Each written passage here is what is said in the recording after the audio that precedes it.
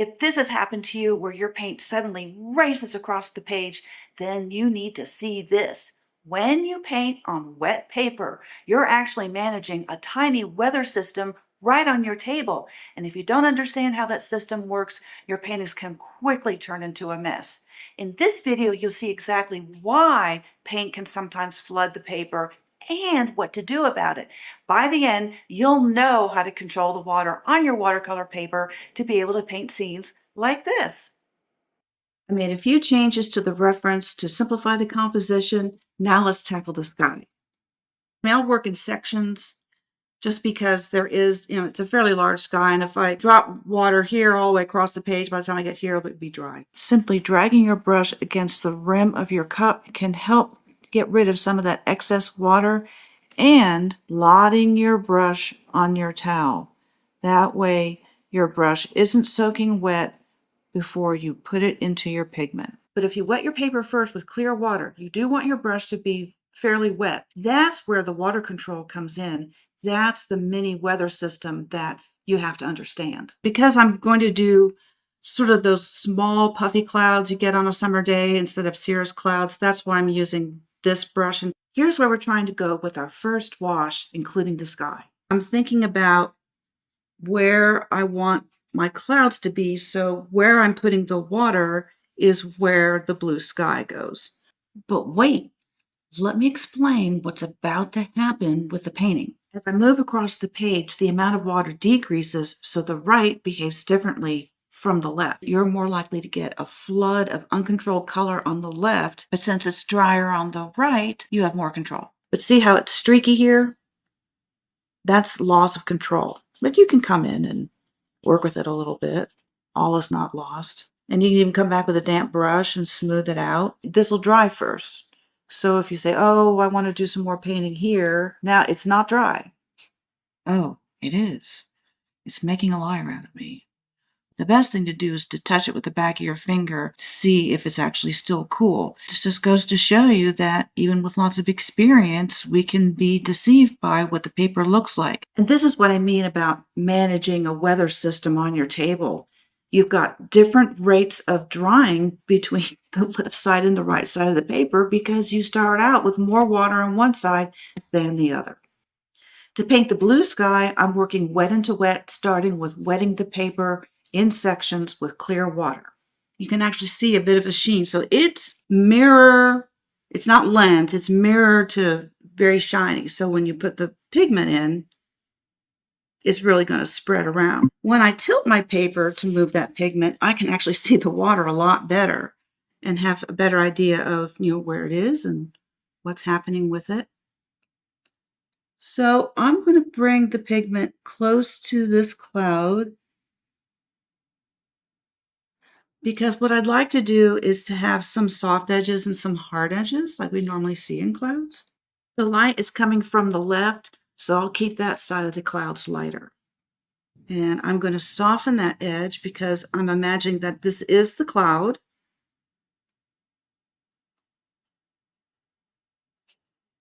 And now I'm going to put in a little tiny bit of this Winsor violet.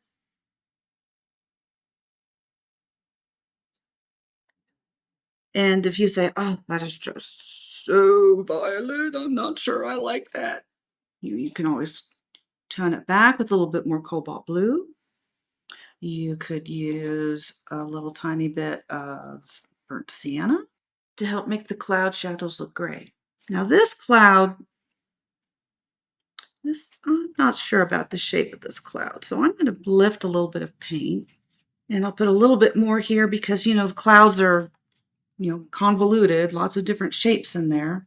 I'm going to add a little bit of this Winsor violet to make sure I don't abandon it. Now let's see if we can build some more clouds. Now this is faded out. So what I can do is I can come back with a little bit lighter cobalt blue on top of the paper I've pre-wetted just to finish that off, finish the sky. These objects are all backlit. So notice how I'm just painting right over them. And I can use some of my green. And because these are distant green, I want to use a cool green, which is my shadow green. And this is starting to get a little bit matte. And so by putting it in now, of course, those colors will spread, which is what I wanted. I anticipated that the paper was drying, so I wanted to get that green in before it dried too much to get that fuzzy effect. That's the weather control. Notice how I've only painted in a third of the sky, and that also gives me control. So I started up at this corner and I worked my way down, and now I'm coming to the center of the page. By working the sky in thirds, I have a smaller area to work, and therefore it's easier to control the water and the little mini weather system that I'm faced with. I'm getting these little tendrils here, which is a nice suggestion of branches and leaves, which happen because the paper is still damp. Okay, so now just continue in the same way. Now I'm going to paint in the road. So I'm going to start here because I'm trying to get that edge. Now here's where our weather system won't be a problem because I'm painting wet onto dry. This is basically a flat wash. I'm going to have to move around a little bit. And I'm leaving some white gaps because that'll just create a little bit of interest. And now bring that down. And I may not worry too much about if I get a little bit of dry brush, just because that can add interest to your paintings. Same color for the shoulder, maybe a little darker value. Painting with a big brush not only helps you not get caught up in the details, but because you can move a lot of paint around quickly, it allows you to control the water on your paper. It helps you control that weather system. I'm going to start wet on dry, but touching this edge. And then as I'm working, it will become essentially wet on wet. I'm going to use Undersea green for the grass. Now I'm going to vary my colors a little bit. I'll put a little bit of Serpentine Genuine here so that we get a little bit of warmth and take advantage of the wetness of this shoulder. And then I'm going to switch to some shadow green to try to get a little bit of depth using the cooler color.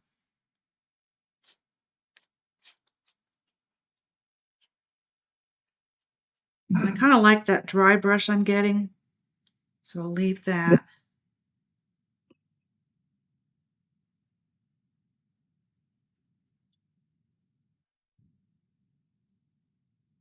While this is wet, I'm going to drop in a little bit of this gray, but I'm going to darken it up a little bit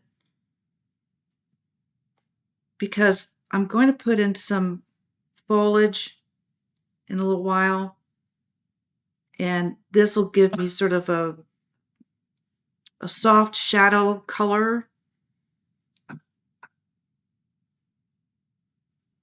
just to get that going.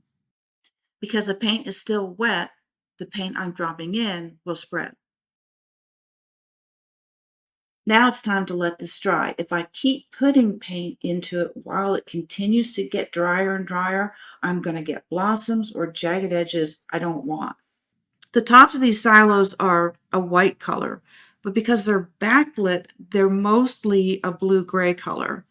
So what I'm going to do is I'm going to come in, I'm going to leave a little highlight on this side, on this silo, and I'm going to come down over the entire shape.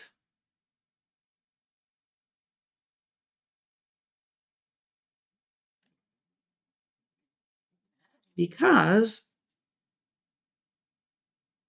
when white is in shadow, it's not white.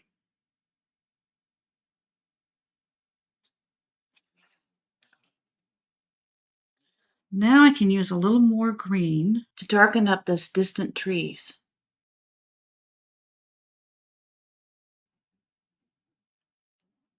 That was darker than I wanted because it was too light. I mean, we want light in the background, but not too light. Using periwinkle, I'm painting in the backlit house. This is a wonderful color to get a backlit look.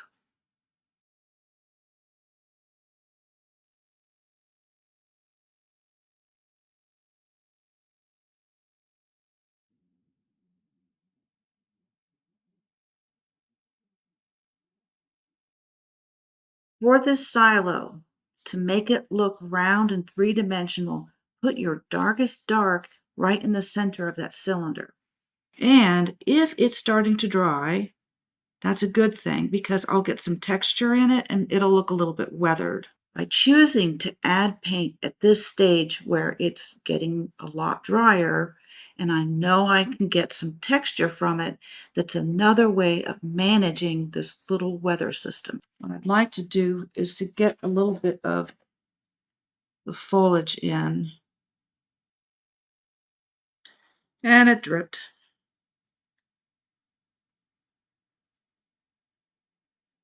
Let's see if I can recover that. I've got some hard lines here that I think could use a little help, so apparently when I sprayed it, I got water over there too, so as I've put down this undersea green back here by this, whatever this building is, it's bleeding, and that's good. That's what I wanted. This is looking pretty good. I'll put a little bit of shadow green in the bottoms of these plants here. Water control is just one of the things that we talk about in my painting community, Painting with Peggy. If you're interested in joining me in my live sessions, check out the link in the description. Everybody there is very kind and very supportive. I think you'll really like it. There's this hard edge here that's really bothering me, and so I'm going to try to disguise that with some fencing. Now that you understand how to control water, watch this video to learn how to control your edges.